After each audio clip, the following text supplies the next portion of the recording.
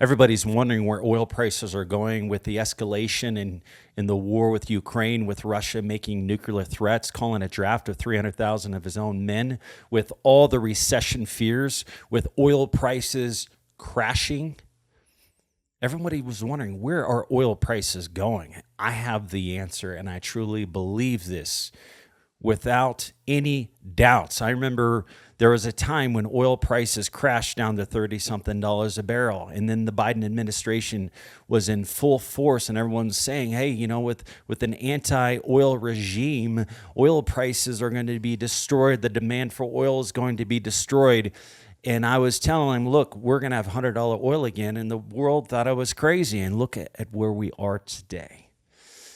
And so I have something to say, and I don't think you're hearing this. I don't think the mainstream media is going to tell you this because they've been hijacked. What we're witnessing today is one of the largest pump and dump schemes this world has ever seen. The definition of a pump and dump scheme is an illegal scheme to boost a stock or security price based on false or misleading or greatly exaggerated statements. The green energy has been greatly over exaggerated. And then the exact opposite for fossil fuels is they're using political science to make you believe that fossil fuels is evil. They have demonized oil and they propped up green energy. We fell hook, line, and sinker for this. And guess who is the one chumming the waters? It's China. The West fell for this. See, they were on the side of the West, propping up green energy, all the while China was buying oil, was firing up coal-powered plants, was doing everything they could to insulate themselves from what is to come. They knew the demand for oil is coming. And so all the while, we're buying green technology from China. I mean, China has more patents than any other country, second to America. They own more cobalt mines than any other country. I mean, that's what they put in the electric car batteries is cobalt. Now think about it. The largest cobalt mines in the world are in Africa. Guess who owns those? China. I mean, we fell for it, hook, line, and sinker. I mean, Germany went all in. Sri Lanka went all in for green technology. California went all in. And look at their demise. Look what happened. All of a sudden, Europe is firing up their coal power plants. The world can't get enough fossil fuels right now. Why? Because we believe the lie that green energy is going to save the day. The entire media is working for this pump and dump scheme. And so in addition to propping up green energy and demonizing fossil fuels, we're in the midst of one of the largest wars since World War II. I mean, Russia is doubling down. One of the second largest producers of oil is at war. And if you look at what's happening, it's interesting how Putin goes with his tail between his legs and starts having all of these meetings because he's getting beat up pretty bad in Ukraine. And the Western media is having a heyday with this. He doesn't like it. I mean, Putin is the most prideful man, and he cannot handle looking bad in the face of his countrymen and his world. He can't handle it. So he goes and he has these meetings with China, with India, with Iran, with other countries. And he came back and he doubled down, increasing his rhetoric to escalating to the potential of using nukes. Why? Because he has the support of China. China's prodding him. See, this is not about simply the sovereignty of their nation. This is not about the simplicity of supporting their country and providing for the country and making sure that their needs are met. This is much more. Imagine this. When Gaddafi was propping up the dinar going against US dollar in 2000, we rolled our tanks in Libya. And we brought destruction to that country, and we propped up the central banking system. See, we can do that because who's going to sanction us? I mean, Russia dropped a few bombs in Ukraine, and we were sanctioning the hell out of those guys. China gets sanctioned, and they're tired of it. Imagine if we went into Libya and China had the power to sanction us. What if we got sanctioned every time we dropped a bomb in any other country outside of our own country? We would hate it. And see, Russia and China in the Middle East, Iran, they've been dealing with this for years, and they're tired of it. That's why they're trying to prop up their own currency. And the higher oil prices go, the more it empowers the Middle East. The more reliance it puts America on Saudi Arabia, on OPEC, on Russia. The higher energy prices go, the more reliance it puts Europe on Putin himself, putting them in power to be able to get away with the things that they're getting away with. I mean, you think about it. The higher energy prices go, the richer these countries become. The richer Iran, Putin, Middle East, Saudi Arabia, and let's not forget that China becomes rich off energy. I mean, they have two of the largest oil companies in the world. And so the higher energy prices go, the weaker America becomes. In their plan of attack, they're coming together, and they're having meetings, and they're having conversations, trying to figure out how to destroy the power of the West, to break the power of the West, so they are not sanctioned every time they move forward. I'll give you an example of the power of America on China. Under the Clinton administration, China was doing the very provocative thing that they're doing to Taiwan right now. They're dropping bombs surrounding their country, flying in and out of no-fly zones, threatening, making threats to Taiwan. But what ended those threats and the provocations of China against Taiwan, we simply floated an aircraft carrier in between China and Taiwan to let them know, hey, the most powerful army in the world is here, and we will retaliate to protect Taiwan. And that stopped China dead in their tracks. Fast forward to today, the world has become more provocative because they have lost respect. They have lost respect for America. Afghanistan was the straw that broke the camel's back.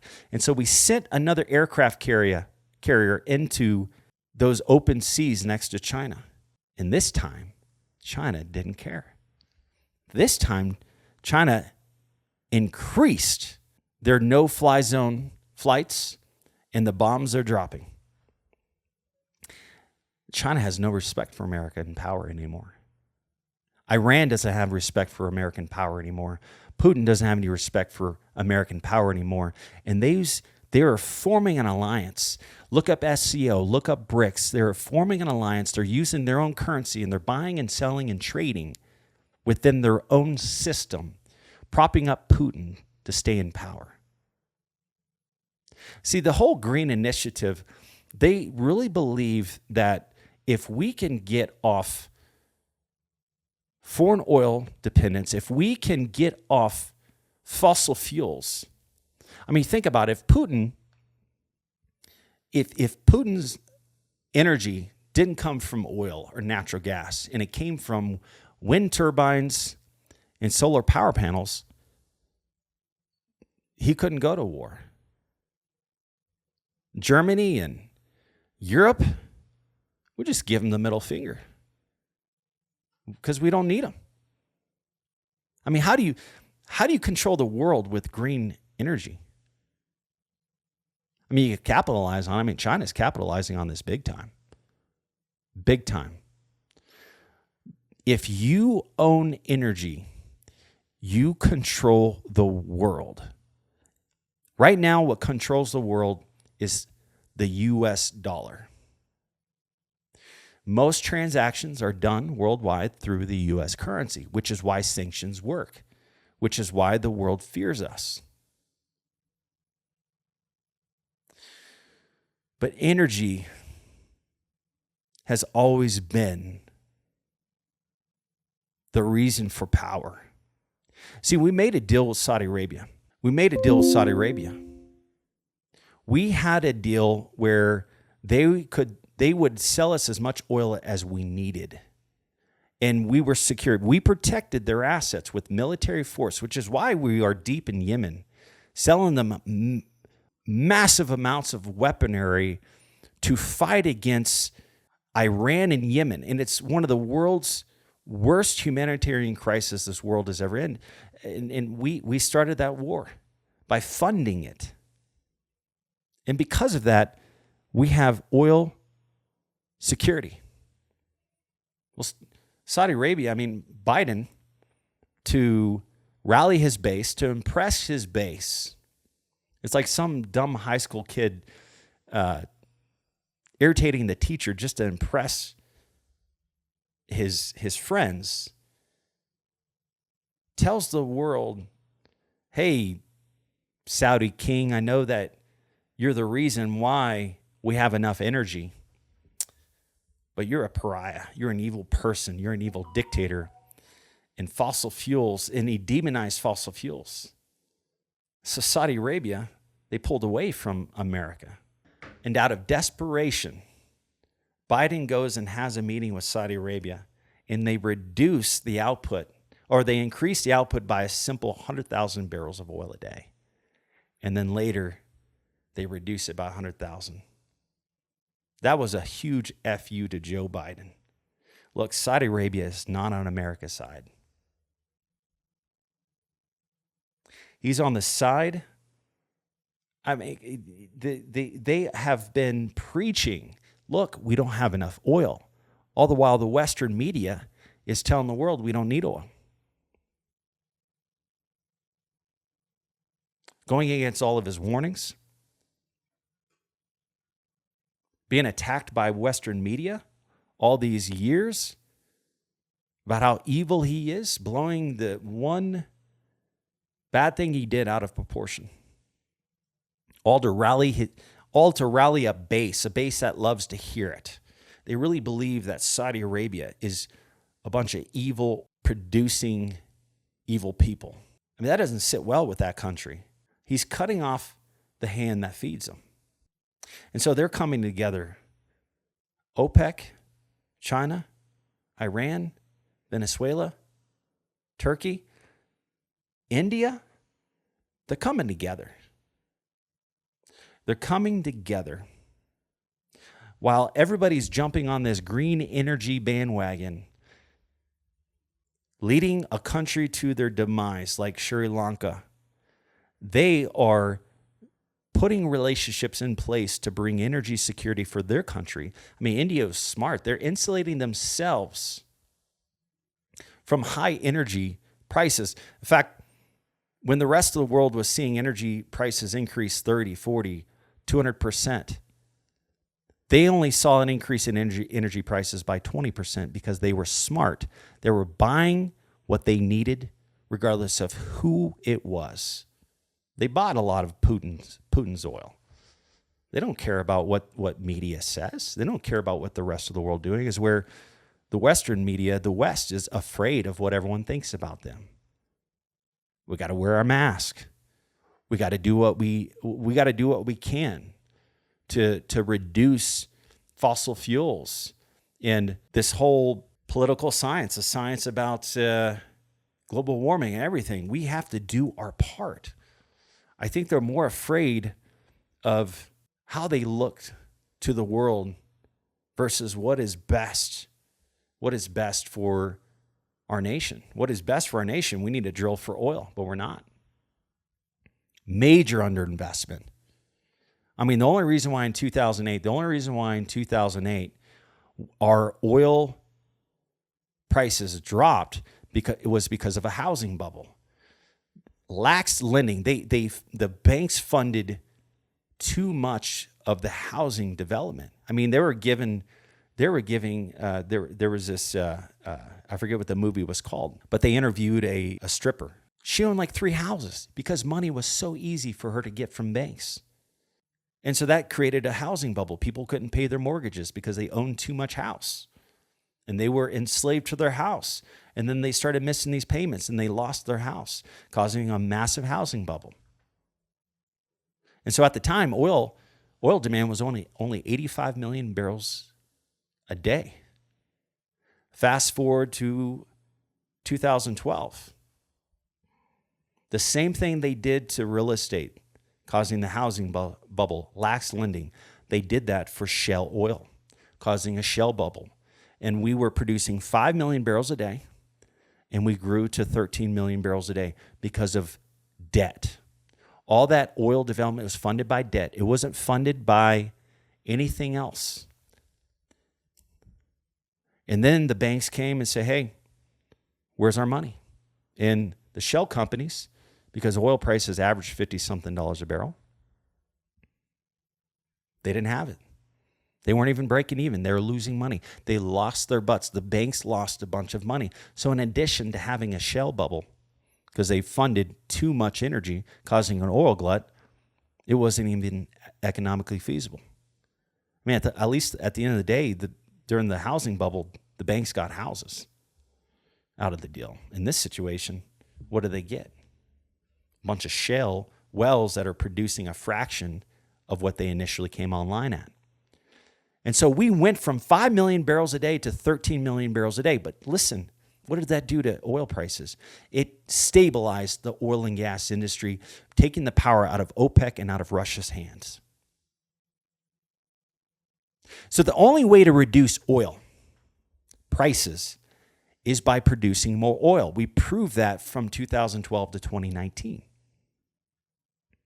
So now the banks aren't lending anymore. And so we had all of these fabricated situations. We had COVID reducing the demand for oil. We had Saudi Arabia and Russia flooding the markets with oil to break the backs of shale. So now we don't have the COVID restrictions like we did before. Now we don't have the shale industry being funded like they were before. I mean, we're in a 5-year underinvestment cycle. Nobody's believing this pump and dump scheme anymore that, hey, green technology is going to save the day. Hey, and the demonization of fossil fuels is starting to end because, I mean, you look at Europe, they're going back to fossil fuels. They learned from Sri Lanka, like, hey, I don't want to be like that country. I mean, America's waking up. The world is waking up, but it's too late because people still aren't investing in fossil fuels. Because look, oil prices are dropping again. And all the news is saying oil is crashing, but it's not. Oil's not crashing. It's not crashing. See, this pump and dump scheme, it's getting all the banks are involved in it. The stockbrokers, the hedge funds, these market sell-offs causing low volume trading in the oil industry. The Western media, all of the media is going against fossil fuels. I mean, it's no different than what they do in a pump and dump scheme. But here's what I'm going to tell you. Once we lose the strategic petroleum reserve, once the EU kicks in the oil embargo, because they believe their own lies, the West actually believes that we can use green technology to replace fossil fuels. They actually believe their own lies. California actually believes that they're going to be okay, and they're not. I mean, Sri Lanka thought they're going to be just fine. You look what happened. Look at their demise. And so we're going to lose more oil with the EU embargo kicking in December 5th. You've got all the conversion from natural gas to oil. You have Putin escalating the war in Ukraine. At any moment, there could be a nuclear bomb dropped. At any moment, Iran could drop a nuke somewhere. I mean, they've got drones. Iran is crazy. Those guys are insane. They've already dropped bombs on key oil facilities in Saudi Arabia. And what's crazy is you got to look this up in the news. Recently, in the last week, 4 oil refineries caught on fire. Guys, you can't make this stuff up, guys. This is all fabricated. This is all the plan. Look, China, if China could control energy, if China could get Russia, Putin, India, Iran, Saudi Arabia, I mean, they're forming an alliance.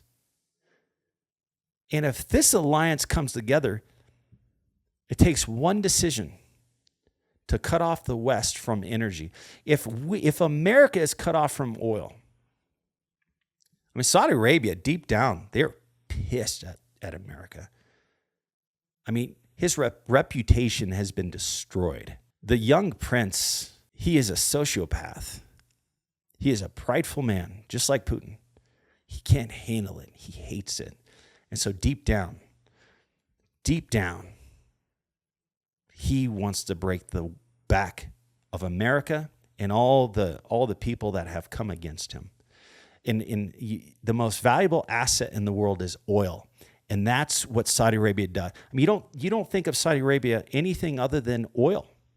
And the world has demonized the very thing he produces, like he's some sort of crack dealer. He hasn't forgotten that. And so they're coming together. And if they cut off oil from America, WTI price will go from $80-something a barrel to $200 a barrel in a blink of an eye. All the while, the rest of the world is paying $90 a barrel for Brent crude. That's the plan, guys. Because if that happens, see, that's a form of sanction. See, China is tired of the sanctions of America controlling them. Russia's tired of the sanctions. Saudi Arabia, Iran, all of these countries, they're tired of those sanctions. So the only way to get to the West is by cutting them off from energy. And that's the plan. They can't do it right now. But the chess pieces are coming aligned. The Putin cannot get away with what he's doing without China. Iran needs China. And China needs their oil. Who's to say that Iran isn't producing oil right now and selling it to China? I mean, we don't know that. I mean, are they gonna say, hey, me and Iran sat down, we made a deal. I'm gonna buy their oil. I just want the whole world to know that. And my plan is to actually take over Taiwan. Putin made threats and told the world, yes, I'm going into Ukraine. But there are things that are happening behind the scenes that he's not telling the world. I know I'm looking at Xi Jinping. He's going to meet with Saudi Arabia for the first time in years, like decades. He's sitting down with Iran. He's sitting down with Putin. Why is he having conversations with the largest producing oil countries in the world? And when I say Iran, they potentially have the potential to have a tremendous amount of oil production. Why is he having these meetings? Because he knows he can't move forward with his plan without oil. All the while, America is preaching we don't need oil. And Saudi Arabia is like, okay, disrespect my most precious commodity, I'm going to cut you off. Okay, China, let's talk. Okay, Putin, let's talk. I'm tired of these jackasses. All right, guys, I'm Sean Pruitt, president of Kingdom Exploration. If you like this channel, please subscribe. And if you're interested in investing in oil and gas, look at my description below. Click on the link, fill out the form. I'd love to chat with you. Thanks.